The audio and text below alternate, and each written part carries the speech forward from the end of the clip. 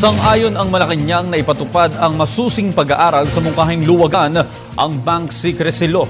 Ito ay upang mapangalagaan ang primadong impormasyon ng mga depositors mula sa mga masasamang elemento. Para sa detalye, balita mo kami Julius Disamburon. An act prohibiting disclosure of or inquiry into deposits with any banking institution and providing penalty therefore. Ito ang siyang nakasaad sa ilalim ng Republic Act 1405 o mas kilala bilang batas hinggil sa bank secrecy. Dito ay pulisiya ng pamahalaan na himukin ang sinuman na magdeposito ng kanyang pera sa mga bangko o institusyong panalalapi ng bansa. Pero nagiging mainit na usapin ngayon ang panukala ni BIR Commissioner Kim Jacinto Henares na tanggalin ang bank secrecy law sa pagbubuwis. Ayon kay Henares na ang panukala ay para sa pagkakaroon ng single at global standards sa pagtunton sa pandarayan ng buwis.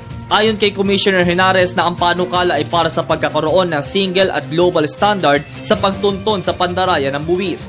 Sa ginanap na pulong pambalitaan naman sa Malacanang, inihayag ni Presidential Communications Secretary Herminio San Nicoloma Jr. na dapat ito'y dumaan sa masusing pag-aaral at konsultasyon sa mga stakeholders. Napakahalaga po ng Bank Secrecy Law at ang kanyang pong panukala ay malawak ang magiging implikasyon nito. Marami pong mga may taya dyan o stakeholders. Kaya inaasahan po natin na ang BIR at ang Department of Finance ay magsasagawa ng konsultasyon at pag-aaral para mabatid ang buong implikasyon o impact ng ganyang panukala. Dagdag pa ng kalihim na kanilang inaasahan na ito ay siyang unang hakbang na gagawin muna ng Bureau of Internal Revenue at Department of Finance dahil sa magiging lawak ng implikasyon nito. May kahalagahan din naman aniya ang Bank Secrecy Law.